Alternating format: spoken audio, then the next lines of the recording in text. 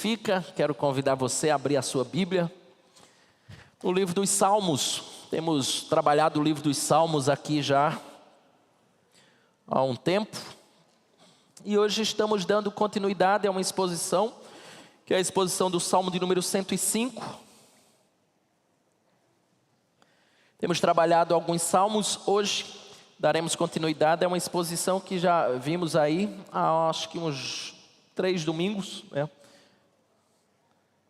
Estamos atravessando verso 1 a 7, verso 8 a 16, 17 a 23 ou 16 a 23, hoje do versículo 24 a 38, é o nosso trecho aqui a ser pensado, e semana que vem, se Deus der graça, permitir, a gente está fechando o Salmo de número 105, e o pensamento é a gente mergulhar cada vez mais nos Salmos.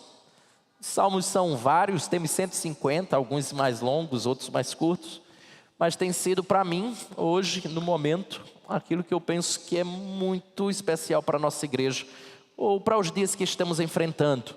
Temos enfrentado dias difíceis, dias turbulentos, dias delicados, dias de perdas, dias, já há um bom tempo a gente vem enfrentando esse tipo de coisa. E eu tenho pensado muito nos Salmos.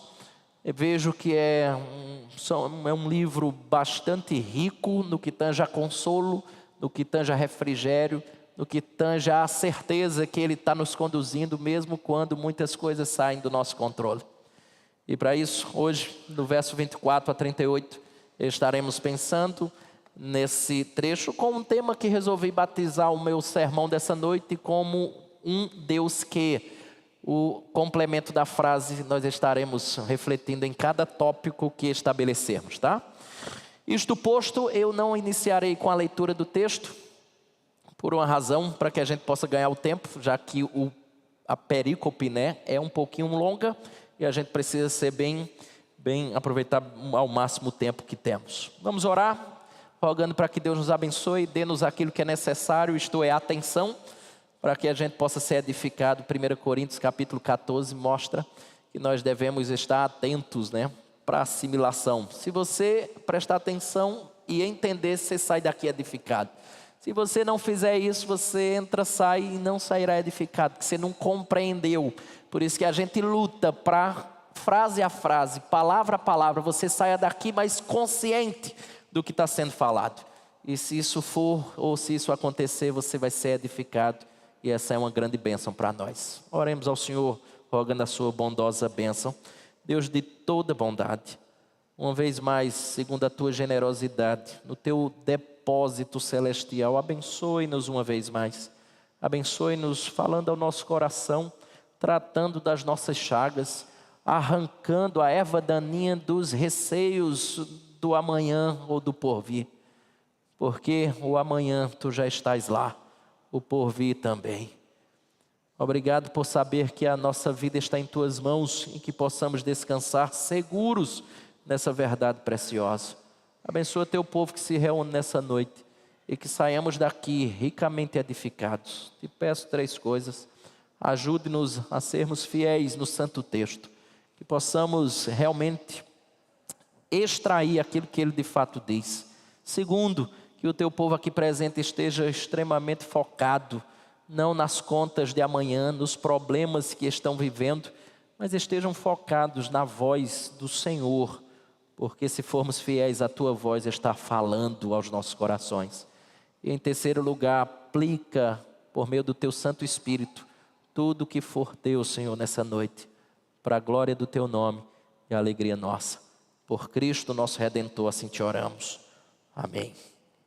Meus irmãos, eu quero iniciar meu sermão como nos últimos 2 domingos iniciei. Certa vez estava escutando o Hernandes Dias Lopes, famoso pregador brasileiro, Estava pregando, não me recordo se foi na Consciência Cristã, mas certa vez o escutando, eu parei numa frase que ele escreveu e anotei, e espero que isso aqui sirva de norte, para o que nós pensaremos nessa noite. A frase que o Hernandes falou é exatamente a seguinte. Ele disse assim: Precisamos entender que mesmo que as coisas fujam ao nosso controle, elas continuam rigorosamente sob o controle de Deus. Fugiu do seu?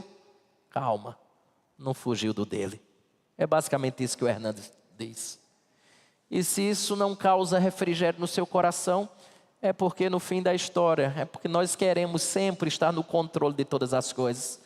E Deus faz questão de assim acontecer. Ele tira muitas vezes do nosso controle, para que você e eu possamos confiar no controle que pertence tão somente a Ele. E é nessa trilha que eu espero que você venha junto comigo, pensando e ponderando. Segundo, primeira coisa que eu queria destacar como resposta para a nossa... Os meninos vão me ajudando aí, não está pegando aqui, então vai me dando uma força aí. Primeiro ponto dessa noite é um Deus que governa os homens. Muitas vezes os nossos temores estão nas pessoas, nos homens, mas a primeira coisa que o texto vai nos dizer é que Deus governa os homens. Aqui a gente tem uma questão intrincada, depois a gente vai mergulhar nela, é o verso 25, porque obviamente nos chama a atenção. Mas vamos lá, verso número 24, por favor me acompanhe, joga os olhos lá, porque o que fica interessante, a exposição é você mergulhar junto comigo, é a gente fazer assim, ó, abrir o cenário, mergulhar, fazer com as mãos e enxergar a beleza do que o texto está nos informando. Por isso é importante, se você sai daqui com a convicção que é Deus falando, que o tempo todo a gente está olhando para a Escritura Sagrada. Sendo assim, verso 24, veja o que diz. Deus fez sobremodo fecundo o seu povo e o tornou mais forte do que os seus opressores. Meus irmãos, vale lembrar como foi a chegada do povo de Israel lá no Egito. A chegada do povo de Israel lá no Egito foi exatamente da seguinte forma. Dá um toque aí para mim, me ajuda aí. Eu não estou conseguindo aqui passar com o meu passador. Não sei se é pilha, acho que não. A pilha é nova, mas vamos lá. Diz assim em Gênesis capítulo 46, verso 27. Essa foi a ida do povo de Israel. Assim o povo foi. Preste atenção. E os filhos de José que nasceram no Egito eram 2. Todas as pessoas da casa de Jacó que vieram para o Egito foram 70. 70 pessoas saíram de Israel rumo ao Egito. Essa foi a quantidade de pessoas que foram lá para a cidade ou a nação de Faraó. Segundo texto que eu quero que você compreenda, me ajuda aí. Êxodo capítulo 1, verso 9 a 11, que diz assim, ó. Ele disse ao seu povo: eis que o povo dos filhos de Israel é mais numeroso e mais forte do que nós. Eia, usemos de astúcia para com ele, para que não se multiplique, seja o caso que, vindo guerra, ele se ajunte com os nossos inimigos. Peleje contra nós e saia da terra. E os egípcios puseram sobre eles feitores de obras para os afligirem com suas cargas. Todavia, escute, quanto mais eles oprimiam, mais eles se multiplicavam. Sabe por quê? Obrigado, viu, filho? Porque é inútil, irmãos, contender contra um povo que Deus abençoa. É inútil. E é interessante porque se torna adiante um provérbio, não sei se você já escutou, mas se tornou um provérbio para se referir à igreja do Senhor. O provérbio era mais ou menos o seguinte: quanto mais os oprimem, mais se multiplicam. Ou, tanto que diziam, o sangue dos mártires é a semente dos cristãos. Quanto mais a gente mata, parece que mais nasce cristão. Parece que o sangue de mártires era a semente, porque por mais que oprimissem, eles eram um povo que não era exterminado. Mas vale à luz do versículo número 24, lembrar da promessa de Deus feita a Abraão, de que sua semente seria tão numerosa quanto a areia do mar e as estrelas do céu. Veja, verso de número 22, capítulo 22 de Gênesis, verso 17, que diz assim: que deveras te abençoarei, e certamente multiplicarei a tua descendência, como as estrelas dos céus e como a areia na praia do mar. Então, quando você chega no Salmo de número 105 e vê o verso número 24, é uma promessa de Deus sendo cumprida, porque um povo que chega com 70 agora são milhares de pessoas. Por quê? Porque Deus está comprometido com aquele povo. Se levantam homens que querem oprimir, matá-los, acabar e exterminar esse povo, mas lembre-se, é inútil lutar contra um povo que Deus abençoa. Eles não serão exterminados, porque existe uma companhia fundamental para a sua preservação. Salte comigo, verso número 25. Olha o que diz. Mudou-lhes o coração para que odiassem o seu povo e usassem de astúcia para com os seus servos. Aqui é a dificuldade que eu citei para você. Por quê? Porque aparenta que Deus é o autor do mal. Veja, o texto diz que mudou-lhes o coração para que odiassem aqui. Então parece que Deus é o autor do mal aqui. E em segundo lugar, temos algo que nos leva a uma profunda reflexão. Eu quero pensar sobre essas duas coisas aqui. Vou gastar um pouco para que a gente possa entender que Deus não é o autor do mal. Então vamos para a dificuldade. Primeiro, que Deus não pode de maneira alguma ser o autor do pecado, nem tampouco do mal. Quando a gente fala do mal de juízo, um mal de punição, sim, Deus é o autor.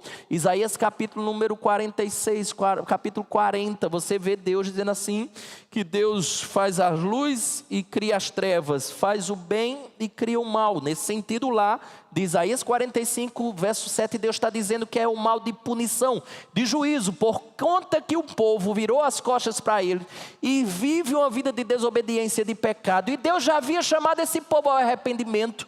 Ele agora está trazendo juízo para que eles entendam que o que eles estão fazendo é errado e eles estão sendo disciplinados. Nesse sentido é o mal que Deus traz, mas não do pecado, não do mal moral. Por quê? Porque não é coerente com a natureza de Deus. Se eu digo que Deus é o autor do mal moral, é o autor do pecado, eu estou dizendo que ele vai contra a sua natureza. Isso é impossível acontecer. De modo que não, Deus não é o autor do mal, porque ele iria contra a sua natureza santa, sua natureza. Então, quais são as possibilidades que nós encontramos aqui? Para entendermos essa ação de Deus, entendermos essa frase que diz, mudou-lhes o coração para que odiassem. Como é que nós podemos desatar esse nó, preservando a natureza de Deus, sua natureza santa? E a primeira possibilidade que muitos teólogos levantam é exatamente a seguinte. A primeira delas é que o homem é totalmente responsável pelos seus atos. Alguns estudiosos dizem que Deus de fato mudou o coração deles, como ele também ensina lá em Provérbios, capítulo número 21, verso 1. E veja esse texto. Como ribeiros de águas, assim é o coração do rei na mão do Senhor. Este, segundo o seu querer, o inclina.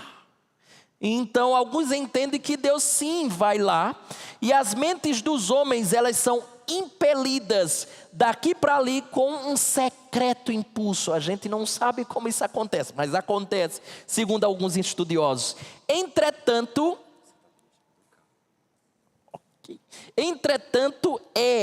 é o homem que age. Eles dizem, olha, Deus muda, mas no fim da história é o homem que age, ele é totalmente responsável, é o homem que faz, portanto, o ato em si é atribuído a ele, por isso ele é aqui o autor do pecado, o autor do mal. Sem dúvidas, o homem é totalmente responsável pelo que faz. Você e eu somos responsáveis pelos nossos atos, por isso que nós pagamos muitas vezes por eles. Mas a segunda possibilidade para tentar entender, eu estou levantando 3, tá? Que os teólogos apostam. Eu acho que da segunda e a terceira são mais interessantes porque não fica numa situação muito delicada. Embora para mim o ensino da primeira possibilidade é o homem é responsável pelos seus atos. Segundo, é que a natureza má do ser humano está aqui exposta. Ou seja, eu quero dizer para você que o homem é mau por natureza. Tem um teólogo suíço, se eu não me engano, chamado Jean-Jacques Rousseau, que dizia que na verdade o homem não é mau por natureza. O homem é bom, mas a pena é que o meio acaba estragando ele. Não é isso que a Escritura diz. Ela diz que o homem é mau por natureza. As crianças, se você tem, nos ajudam muito nesse exemplo. Ninguém precisa ensinar a criança a desobedecer. Você já ensinou? Sim, olha, você precisa desobedecer. Não, já vem no chip, né? Já vem lá no HD, já está registrado como elas agem. O que nós precisamos fazer com elas é exatamente o contrário, é ensiná-las a obedecerem. A palavra que elas mais aprendem qual é? Logo quando criança? Não, não, não, não, não. E elas sempre fazem o que a gente diz que não é para fazer. Se deixássemos elas à vontade, elas virariam uma máquina de autodestruição. Então presta atenção no ponto do argumento que levanto. É que o homem é mau por natureza. Deste modo, Deus não estava colocando ódio no coração, dentro do coração deles, quando o texto diz que mudou-lhes o coração. Deus não pegou uma porção de ódio e colocou assim, ó, pronto, engoliu ódio, agora vocês vão odiar. Não era isso que Deus estava fazendo, uma vez que isto é completamente desnecessário ser feito. Porque qual é o ponto do argumento? É que se eles, homens, são maus por natureza, eles têm ódio e outras tantas coisas mais dentro deles mesmos. Jesus diz isso, Mateus capítulo número 15, do coração procede os maus desígnios, está aí dentro do seu coração. Ódio, adultério, mentira e tantas outras coisas, já está aí dentro. Em virtude da sua natureza. Agora observe. O que é que Deus faz então? E aqui é o ponto. O que Deus faz é parcialmente retirar dádivas comuns que Ele nos concede. Deus tira obstáculos e impedimentos a esse ódio, deixando o homem inteiramente, escute, mais do que nunca, serem eles mesmos com os seus próprios erros, com as suas paixões, com seus interesses corruptos, que por si só estavam prontos para seguir esse caminho mesmo. E aqui eu queria que você entendesse essa verdade. Eles eram espontânea e inerentemente maus. E eles não foram forçados, empurrados por uma força externa para agirem assim. Em virtude da graça de Deus que restringe o homem, como alguns dizem, por exemplo, Calvino, se eu não me engano, ele dizia algo muito interessante. Ele usava uma metáfora das cordas, especialmente quando está fazendo uma exposição de Romanos capítulo número 1. Ele diz assim, Deus tem as cordas dos homens em suas mãos. E quando o homem de maneira impenitente não dá ouvidos à voz de Deus e quer viver de maneira contrária àquilo que Deus estabelece, Deus faz assim, ó, então vá e solta as suas cordas. Retira a graça que restringe ele de ir mais um pouquinho além do que ele já tem ido. E aí o que é que acontece? Ladeira abaixo. Calvino certa vez disse exatamente o seguinte: não há nada mais temível do que o Senhor permitir que afrouxemos as rédeas. O mal está no homem, logo a honra de termos atos bons e úteis sempre deve ser atribuída à graça de Deus. Você faz o que é bom, nunca esqueça, é uma graça de Deus que habita em nós para que façamos algo bom e útil, sem o qual nós não conseguiríamos agir. Ou seja, você não é tão mal como tem potencial para ser. Sabe por quê? Porque Deus botou alguns obstáculos. Então entenda verso de número 25. Deus tirou os obstáculos e deixou que o homem corresse livremente. E aí eles foram o que eram. Maus por natureza. E assim odiaram o povo de Deus. Terceira possibilidade é que Deus governa sobre tudo e todos. Talvez esse seja o intuito aqui do autor. Por exemplo, o objetivo do salmista aqui é um só. Na frase que ele está dizendo aqui, escrevendo, é que ele está tentando apresentar todo o governo de Deus sobre a criação e sobre o homem. De modo que nada pode acontecer senão de acordo com a sua vontade. O que o autor está tentando nos dizer é que nada foge do seu controle. Que Deus governa de tal maneira que inclusive as atitudes dos homens estão sobre o seu governo. Então essa pode ser uma possibilidade. Mas escute, nós podemos juntar as três possibilidades e fazer uma, inclusive de trás para frente. Seria mais ou menos o seguinte: Deus governa sobre tudo e todos. Que o homem é mau por natureza e que o homem é totalmente responsável pelos seus atos. E aí a gente tem uma resposta para o verso 25. Em segundo lugar, escute. Nós passamos para algo que nos leva a uma profunda reflexão. Escuta atentamente, porque eu sei que isto aqui será difícil de entrar na sua cabeça. Mas à luz do texto e da experiência de Israel, eu espero que você concorde comigo no fim. E é o seguinte, escute. Foi a bondade de Deus com Israel, seu povo. Escute isso atentamente, porque isso fala muito das suas experiências e o seu coração. Vou dizer de novo. Foi a bondade de Deus para com Israel, o seu povo, que despertou a má vontade da corte egípcia e dos egípcios contra eles. Dá para entender? É difícil entender. É que Deus, por conta da sua bondade, fez com que a má vontade dos egípcios sobrecaísse sobre eles. Ou seja, esse desconforto levou o povo a deixar o Egito. E muitos desconfortos que nós experimentamos na nossa vida, que nós não desejamos experimentar, também faz parte de uma coisa que não entra na sua cabeça. É bondade de Deus. Por quê? Porque até o desconforto que Ele permite chegar à minha tenda tem um propósito sublime. Aqui, esse desconforto fez com que aquele povo desejasse sair do Egito. E isso foi bom por quê? Porque o coração daquele povo já estava apegado àquela nação. Sem isso, Israel poderia ter ficado no Egito para sempre. Toda a história de Israel teria se perdido e você não teria aprendido tantas coisas com as experiências que vemos nos livros sagrados. E o pacto de Abraão, ou de Deus com Abraão, o pacto abraâmico tinha ficado sem cumprimento. Era disso que os israelitas precisavam para sair do Egito. Era da má vontade dos egípcios. Porque a má vontade dos egípcios faria um bem enorme para eles. Portanto, uma vez mais, escute. Uma condição adversa, pois não é bom você ser odiado por ninguém. Você vibra, quando você está sendo odiado por alguém, você diz assim, oh, maravilha. É assim que você diz. Diz não. Mas escute, uma condição adversa foi o instrumento da mão divina que produziu um grande propósito. E aqui está a minha primeira lição da noite. É que a bondade de Deus pode nos levar a situações extremas, a fim de cumprir seus bons propósitos. A bronca é porque a gente até lê isso, mas na hora do vamos ver, a gente parece nem acredita nisso. É ou não é? A bondade de Deus pode nos levar a situações extremas, a fim de cumprir os seus bons propósitos. Sabe qual é a grande dificuldade nossa? É que você desconfia de Deus nas situações extremas, porque você não acredita que Ele possa ter bons propósitos com aquilo.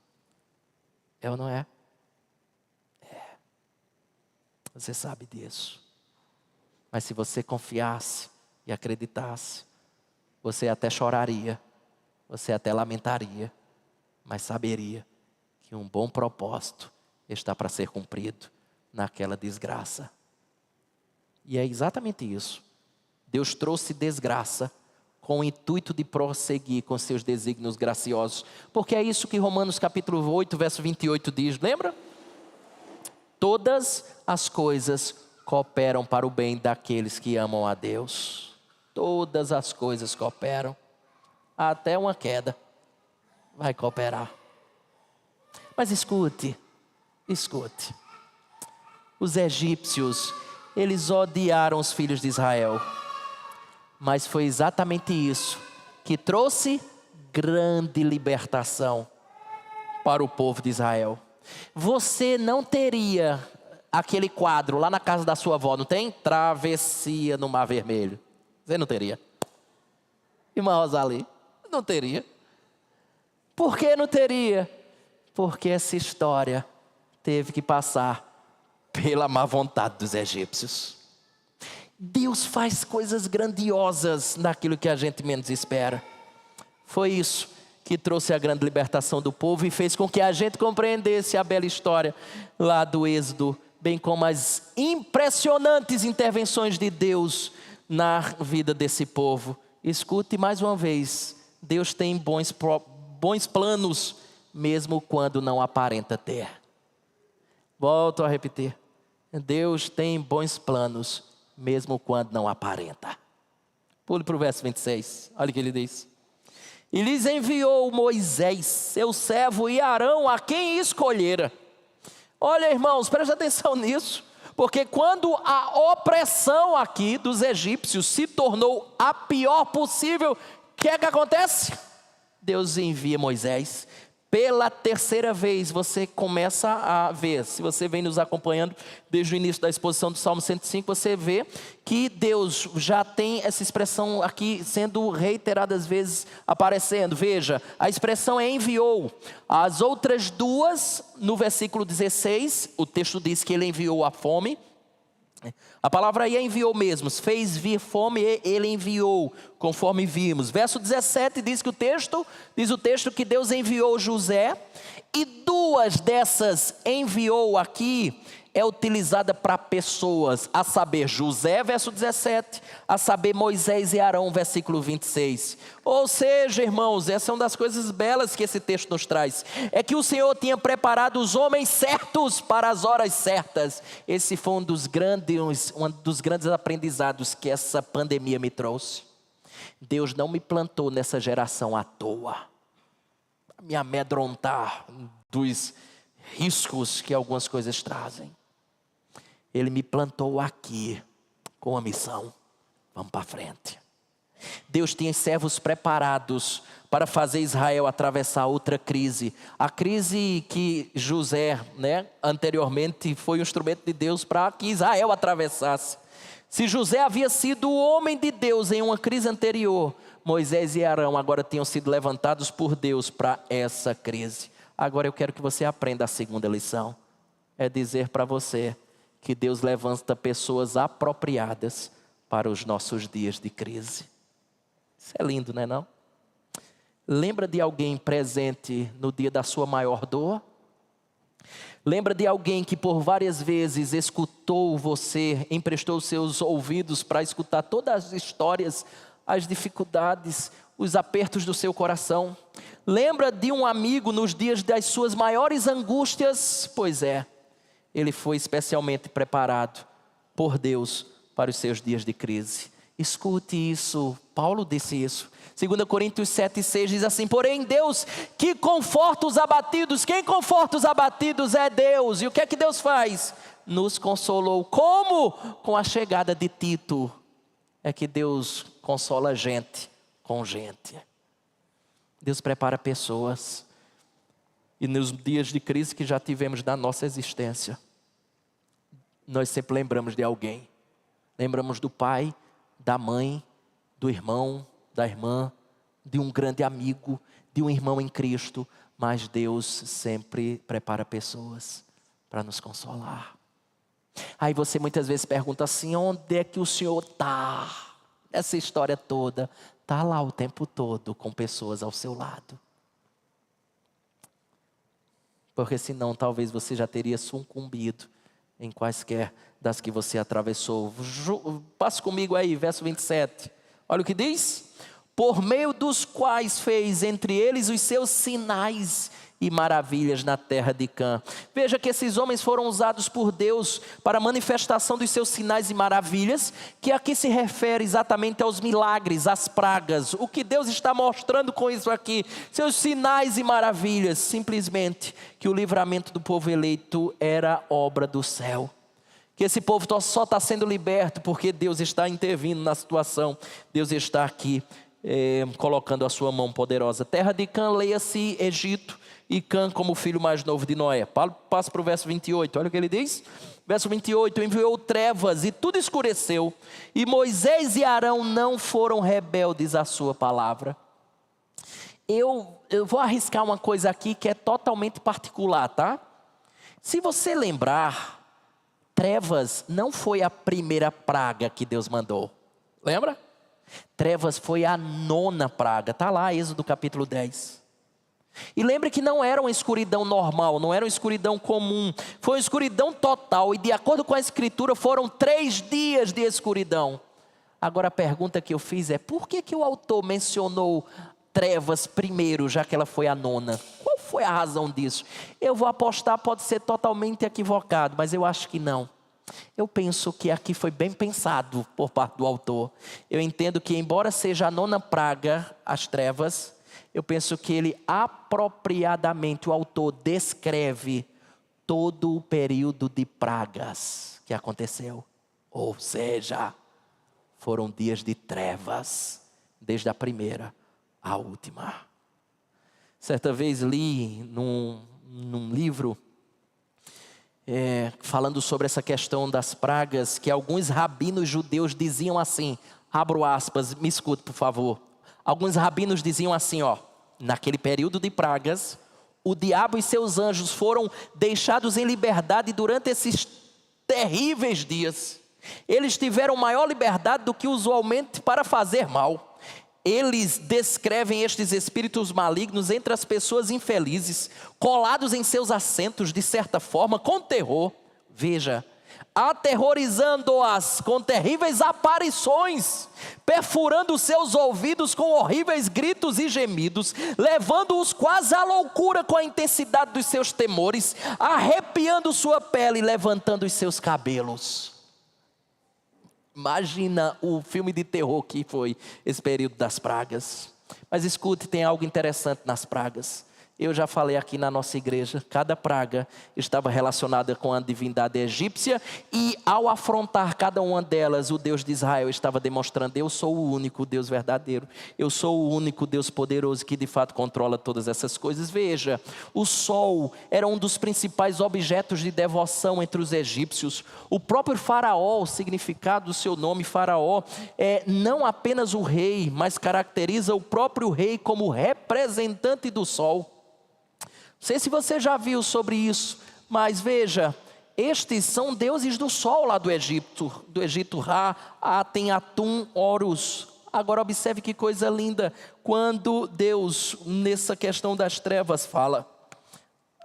Êxodo capítulo 10, verso 22, diz assim: estendeu, pois, Moisés a mão para o céu, e houve trevas espessas sobre toda a terra do Egito por 3 dias. Não viram uns aos outros, e ninguém se levantou do seu lugar por 3 dias. Agora veja a beleza da informação seguinte: porém, todos os filhos de Israel tinham luz nas suas habitações. Sabe por quê? Porque Deus sabe muito bem quem são os seus. Deus conhece muito bem o seu povo. Ele lá de cima não confunde japonês com argentino. Ele não confunde A com B. Ele sabe muito bem quem são os céus. Por isso que quando você estiver passando momentos difíceis, não ache que ele errou o endereço. Ele sabe muito bem quem é o seu povo. Mas observe, final do verso 28 aí. Olha o que diz. Enviou trevas e tudo escureceu. Agora veja o que diz o texto. E Moisés e Arão não foram rebeldes à sua palavra. Sabe o que ele está dizendo aqui, ou o que ele está fazendo? Enaltecendo a fidelidade de Moisés e Arão. E aqui é a terceira lição que eu quero que você aprenda. É que vale a pena ser fiel. Vale a pena ser fiel. Porque na fidelidade nós veremos grandes intervenções de Deus na nossa vida. Então, primeira coisa, do verso 24 a 28, um Deus que governa os homens. E como é que Deus governa os homens? Às vezes Deus faz assim, abre as porteiras, libera para que eles sejam o que na verdade são, mal por natureza. E aí eles fazem tudo o que a gente acaba percebendo. Então Deus governa os homens para cumprir os seus propósitos. Segundo ponto dessa noite que eu quero que você entenda é que Deus não governa apenas os homens, mas Deus também governa a natureza. Observe, eu estou no verso 29, veja o que diz. Transformou-lhes as águas em sangue, e assim lhe fez morrer os peixes. Aqui chegamos na primeira praga, está lá em Êxodo capítulo número 7. Lembre-se que o Nilo era sagrado para o Egito e para todo o egípcio. Ele era tão sagrado que existiam divindades que estavam relacionadas com o Nilo, tais como as que você vê aí, Elas estavam relacionadas com o Nilo, de tal maneira que elas eram adoradas, como você vê ali, o guardião do Nilo, o espírito do Nilo, o Nilo era o seu sangue. Então o adorado Nilo e outros rios ali do Egito, todos eles ficaram ensanguentados no Egito. Escute, grande parte, ou grande parcela da alimentação, ela consistia de peixes. E eles estavam agora boiando mortos, em uma corrente de sangue, muito do seu alimento passando diante dos seus olhos. Era sem dúvidas algo devastador, algo assustador. O Nilo, de acordo com Plínio, um famoso historiador, dizia ele o seguinte: a única fonte de onde os egípcios obtinham a água para beber se chamava Nilo. Imagine passar esse tempo todo aqui sem ter esse suprimento. Salto para o verso 30, olha o que ele diz. Sua terra produziu rãs em abundância até nos aposentos dos reis. Essa é a segunda praga, está lá, Êxodo capítulo número 8. Então escute, se os peixes não podiam viver, as rãs tiveram toda a liberdade para se proliferar. Elas se multiplicaram até chegar a proporções incontroláveis por parte dos egípcios. As rãs entraram pelas residências. Nenhum homem, seja ele rico ou pobre, de alta ou de baixa posição social, como os reis, como os nobres, ficou isento da praga. Escute, as rãs chegaram nos dormitórios, chegaram nas gavetas, nos armários da corte do faraó, debaixo do seu trono, em cima do chapéu das senhoras da época, dentro dos sapatos e nos alimentos. Imagine a loucura que era isso aqui. Elas pareciam brotar do chão. Imagine as milhares coachando, ou não sei nem se é isso mesmo, né? Coachar, croc, aquela zoadinha, né? Milhares, croc, croc, croc. Se não suportava, porque não era só o barulho, era a presença. O Senhor as chamou e elas vieram.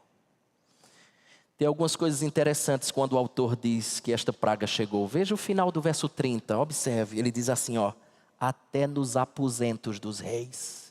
A coisa interessante é que eu penso que Deus desejava mostrar que os seus juízos, eles podem penetrar na maior privacidade. Ninguém se esconde dele. Essa era a mensagem.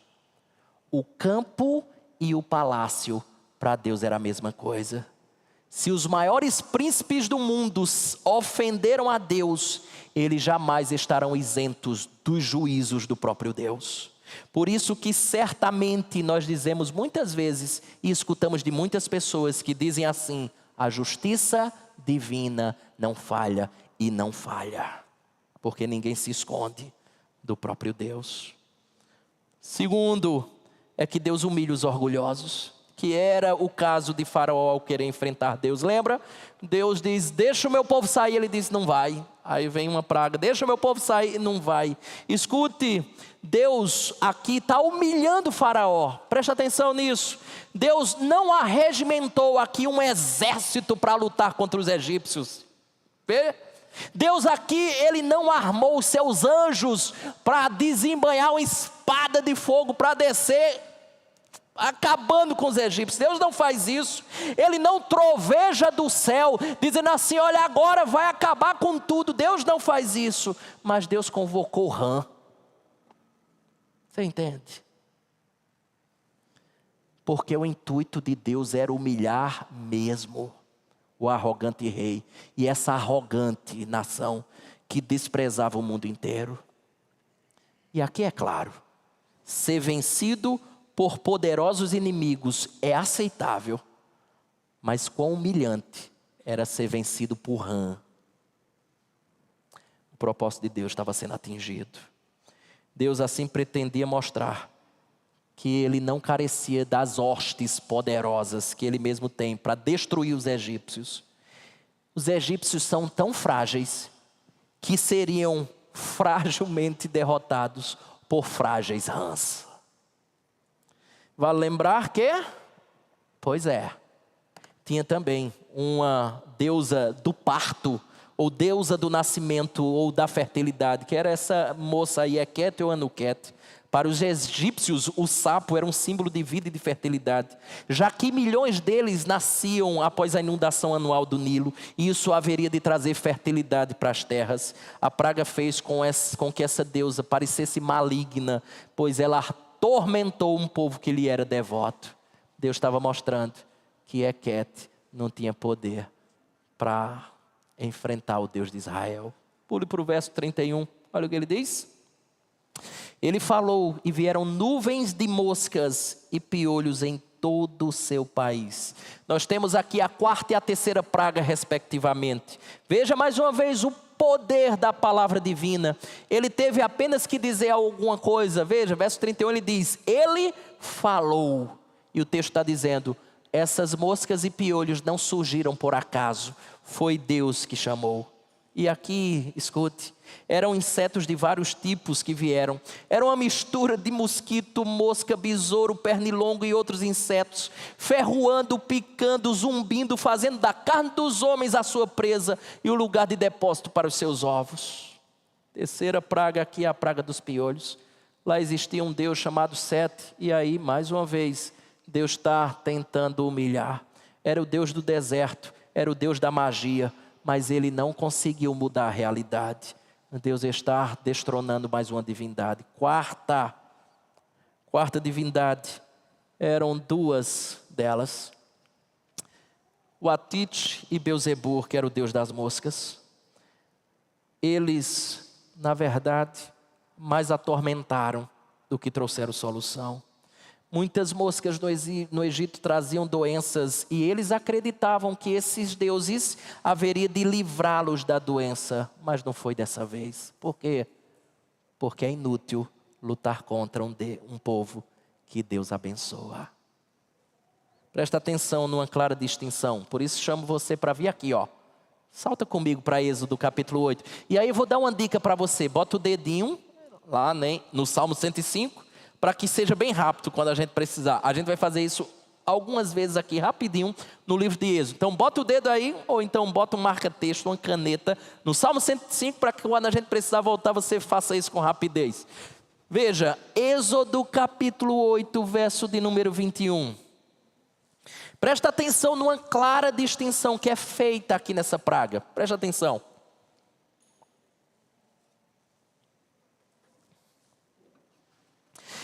Êxodo capítulo 8, verso 21. Achou? Achou aí? Se achou, vamos lá. Êxodo capítulo 8, verso de número 21. Diz assim, ó. Do contrário, se tu não deixares ir o meu povo, eis que eu enviarei enxames de moscas sobre ti, e sobre os teus oficiais, e sobre o teu povo e nas tuas casas. Agora presta atenção. E as casas dos egípcios se encherão destes enxames, e também a terra em que eles estiverem. Agora, observe esta impressionante informação que vem a seguir. Verso 22. Naquele dia, separarei a terra de Gósen, em que habita o meu povo, para que nela não haja enxames de moscas. E saibas que eu sou o Senhor no meio desta terra. Verso 23. Farei distinção entre o meu povo e o teu povo. Amanhã se dará este sinal. E sabe o que aconteceu? Exatamente da forma descrita. Escute, sabe por quê? Porque Deus sabe muito bem quem são os seus. Ele sabe muito bem quem é o seu povo. Dedinho no Salmo 105. Volta lá. E deixa o dedo agora. Vai ser o marca-texto, seu dedo. Em Êxodo, que a gente vai voltar lá. Verso de número 32, que é que ele diz? Por chuva deu-lhe saraiva, leia-se granizo aí, tá? E fogo chamejante na sua terra. Essa é a sétima praga, a chuva de granizo. E para tornar a calamidade ainda mais terrível, Deus também misturou com fogo. Alguns dizem que inclusive o fogo aqui se referia a raios e relâmpagos. Mas o fato é que todo o fruto das árvores e as colheitas dos campos, elas foram despedaçadas ou queimadas. E a gente vai ver isso no versículo seguinte. Eu lendo sobre um pouco essa questão de granizo, certa vez, agora nessa semana, vi que essas questões não eram tão incomuns de acontecer. Por exemplo, dizem que no país de Gales, numa cidade chamada Flintshire, no dia 9 de abril de 1072, um homem relatou que viu pedras que pesavam 140 gramas. Li uma outra história de um homem que em 4 de maio de 1697, chamado Robert Taylor, viu cair em pedras de granizo que mediam 35 centímetros de diâmetro, numa tempestade que assombrou ou que atingiu a cidade de Como, uma cidade italiana. Em 20 de agosto de 1787, um homem viu pedras de granizo que pesavam 250 gramas. A gente nem tem granizo, mas já lembra daquela forte chuva, uma chuva grossa, que os pingos, quando caía nas suas costas, chega doía, que a gente fazia... Você corria logo, imagine pedra. Era o tormento. Foi a praga da chuva de pedras. Mas para não perder o costume, Deus, por que não mandou outra coisa? Ou mandou chuva de pedras? Por isso, porque Ele não se deu por satisfeito para humilhar só alguns, Ele quer humilhar todo mundo. Ele queria humilhar outras divindades, como Nut, Ísis e Sete, deusa do céu, deusa da vida, protetor das colheitas. As divindades, mais uma vez, não tiveram poder para deter a chuva de pedra, que causou toda a destruição. Entretanto, veja uma coisa, aí voltou para Êxodo. Vamos lá? Êxodo 9. Deixa o dedo no Salmo 105. O que é que tem de interessante em Êxodo 9, 26? Vem lá comigo. O que é que diz? Êxodo capítulo 9, verso 26. Olha o que tem de interessante. Somente na terra de Gósen, onde estavam os filhos de Israel, não havia chuva de pedras. Sabe por quê? Por quê? Porque Deus sabe muito bem quem são os seus. Deus sabe muito bem quem é o seu povo. Salmo 105, verso 33. Devastou-lhes os vinhedos e os figueirais, e lhes quebrou as árvores dos seus limites. Escute uma coisa. Isso aqui está sendo descrito e nos remete a toda esperança de colher frutos sendo perdida. As árvores foram danificadas para a produção presente e futura. Todas as colheitas foram destruídas e elas são mencionadas porque elas eram usadas, por exemplo, para as festas dos egípcios. Elas eram usadas para as refeições comuns e eles estão perdendo não só o pão de cada dia, mas eles estão ameaçados de não terem mais como festejar ou pão para festejar nas suas grandes festas. Verso 34, olha o que ele diz. Ele falou, e vieram gafanhotos e saltões. Eu disse, que molesta é saltões?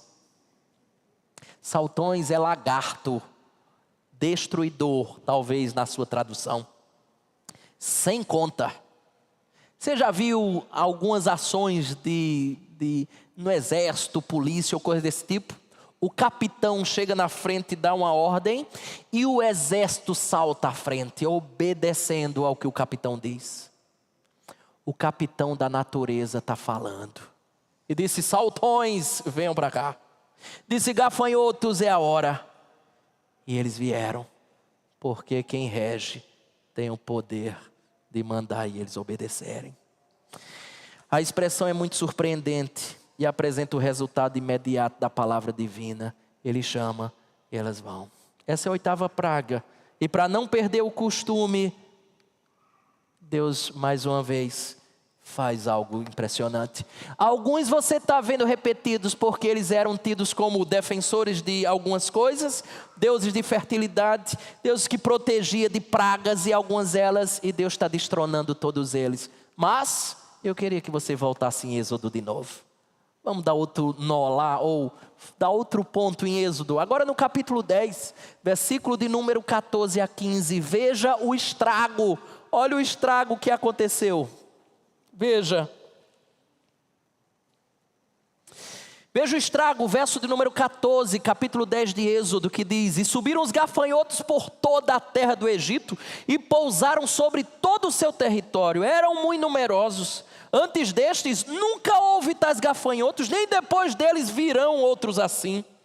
Porque cobriram a superfície de toda a terra, de modo que a terra se escureceu. Devoraram toda a erva da terra e todo o fruto das árvores que deixaram a chuva de pedras. E não restou nada verde nas árvores, nem na erva do campo em toda a terra do Egito. Volte para o Salmo 105 e você vai ver o que Êxodo está dizendo. Ele revela no verso 35 os estragos. Olha os danos. Salmo 105, verso 35. Os quais devoraram toda a erva do país e comeram o fruto dos seus campos. Nada escapou destas criaturas. Escute, porque eu penso que há um trocadilho aqui. Quando os gafanhotos voaram com o estômago cheio, o Egito estava desolado e de estômago vazio. Não é boa coisa lutar contra Deus. Não é boa coisa. Terceiro ponto. Vimos que um Deus que governa os homens. Segundo, um Deus que a natureza. E vemos, por fim, um Deus que governa a trajetória do seu povo. Se não, veja, verso número 36, por favor. O que é que ele diz? Também feriu de morte a todos os primogênitos da sua terra, as primícias do seu vigor. Alguns dizem que esse é o temido momento da meia-noite. Uma metáfora para descrever esse momento. Mulheres estão frenéticas, correndo nas ruas, de um lado para outro, procurando, quem sabe, os sacerdotes, Emerson. Quem sabe eles poderiam orar e os primogênitos dessas mulheres reviverem.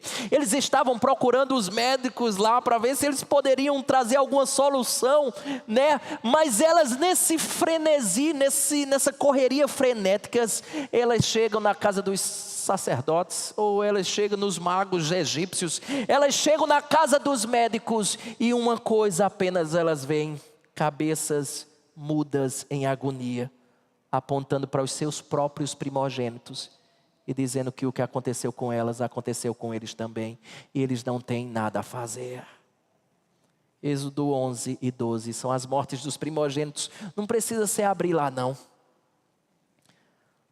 mas a afronta e humilhação vem, mais uma vez, sobre aqueles que eram deuses da reprodução, deuses do nascimento, deusa protetora da criança e o doador da vida. Mas agora sim eu quero que você venha em Êxodo, no capítulo 11. Por quê?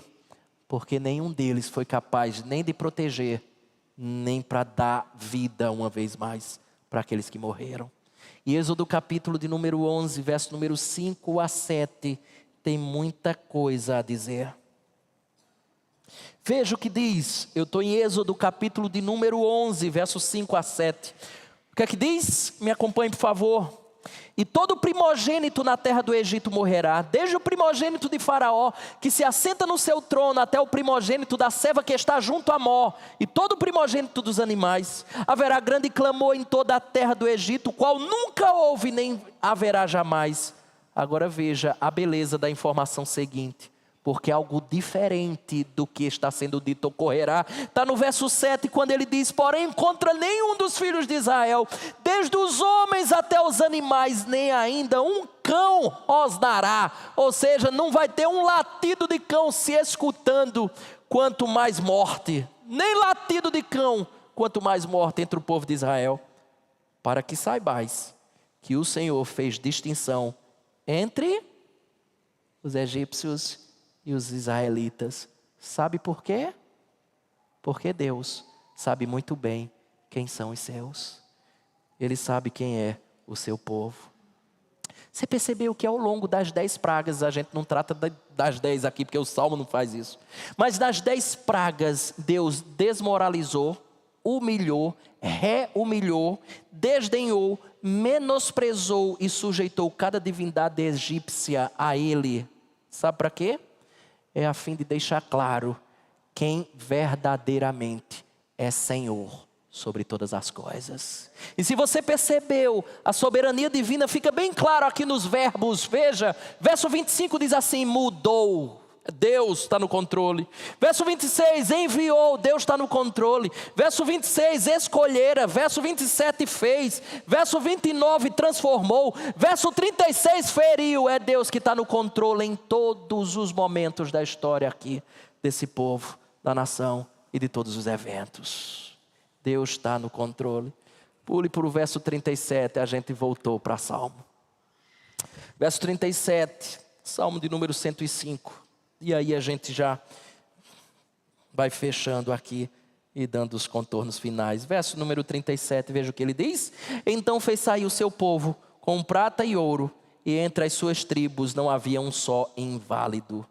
Veja, a saída do Egito só tem um motivo: Deus os fez sair. Caso contrário, eles morreriam lá. Mas observe uma coisa, que Deus não só os libertou, mas também fez com que eles saíssem com prata e ouro.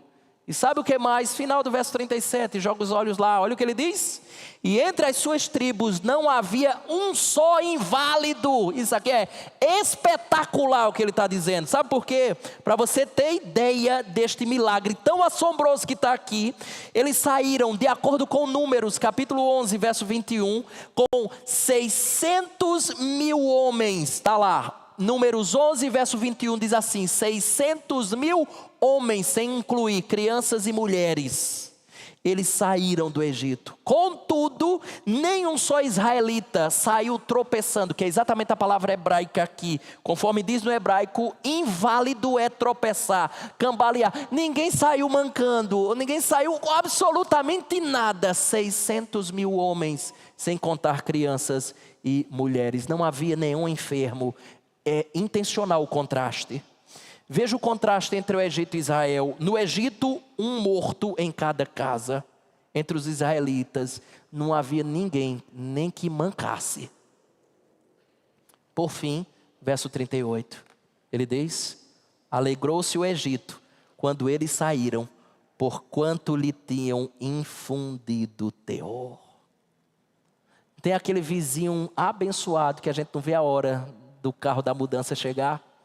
Era isso. Foi rojão no Egito.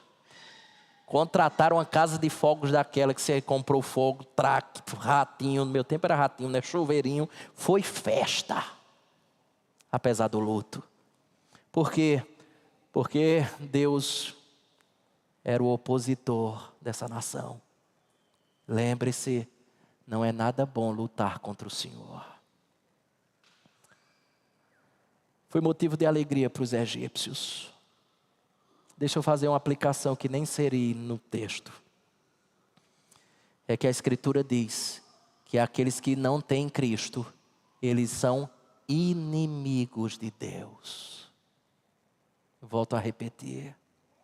Não é nada bom lutar contra o Senhor. Corra a Cristo nessa noite. Torne-se, pela sua infinita graça, amigo de Deus. Como certa vez o reverendo Augusto Nicodemos disse, citando Romanos capítulo 8. Se Deus é por nós, quem será contra nós? Mas e se Deus for contra nós, quem será por nós? Não é nada bom lutar contra o Senhor. Não saia daqui como um inimigo. Saia daqui como um grande amigo de Deus. Queridos irmãos, me permita concluir minha meditação da noite com os irmãos, contando uma historinha que certa vez li e acho que é oportuna compartilhar com os irmãos. Conta a história de um navio que naufragou e que apenas uma pessoa conseguiu salvar, porque ela saiu nadando e encontrou uma ilha deserta. E disse que aquela pessoa era um crente genuíno, era um cristão genuíno, e aquela pessoa, ela orou fervorosamente para que Deus pudesse salvá-lo. Diariamente, ele chegava assim às margens da ilha e colocava os olhos, mas no horizonte ele não conseguia enxergar absolutamente um barco sequer, uma pessoa sequer, para que Deus pudesse, por meio dessa pessoa, salvá-lo. Todos os dias fazia isso, à espera de ajuda, mas ninguém aparecia, a sua esperança ia embora. Exausto com o passar do tempo, ele conseguiu, nesse período, construir uma pequena cabana de madeira para se proteger e guardar os poucos pertences que ainda conseguiu guardar e preservar. Entretanto, um dia, depois de sair buscando algo para comer, peixes e tantas outras coisas, quando ele retorna para a cabana, ele encontra a sua cabana em chamas. Restava tão somente cinzas e fumaça. Ele fica atordoado, que não é possível que já não bastasse viver numa situação tão delicada, Deus ainda lhe tira a cabaninha que servia de abrigo. Ele ficou atordoado. ele ficou com uma aflição terrível e com muita raiva de Deus. E ele deu um grito enorme, dizendo assim: Deus, como o Senhor pode fazer isso comigo? Cedinho do próximo dia, ele foi despertado com um som de um navio que estava se aproximando à ilha na qual ele se encontrava. O navio estava chegando exatamente para salvá-lo. Quando o navio chega e ele tem contato com a primeira pessoa, a pergunta dele é exatamente a seguinte: como vocês sabiam que eu estava exatamente aqui? Foi a sua pergunta. O rapaz, após escutar a pergunta, disse: nós vimos o sinal de fumaça que você mandou. Moral da história: é fácil ficarmos desanimados quando o coração de pessoas mudam e elas passam a nos odiar. É fácil ficar desanimado quando coisas más nos acometem ou quando elas pioram. Mas nós nunca deveríamos perder a esperança em meio à dor e o sofrimento. Lembre-se da próxima vez em que sua cabana estiver em chamas, talvez seja um sinal de fumaça. Não esqueça, portanto, do que vimos nessa noite. Que foi que vimos? Um Deus que governa os homens, governa a natureza e governa a trajetória da sua vida. Sabe por quê? Porque Deus sabe quem são os céus. Deus conhece muito bem o seu povo. Diante disto, o que é que você ainda quer mais para viver com confiança? O que mais você teme? Ou você não acredita em nenhuma dessas coisas? Baixe sua cabeça e peça perdão quando você desacreditou que o seu Deus não governava homens, natureza e a sua história. E depois disso, agradeça por levar o puxão de orelha e lembrar que Ele governa homens, a natureza e a sua história. Portanto, não há o que temer. Eu queria convidar o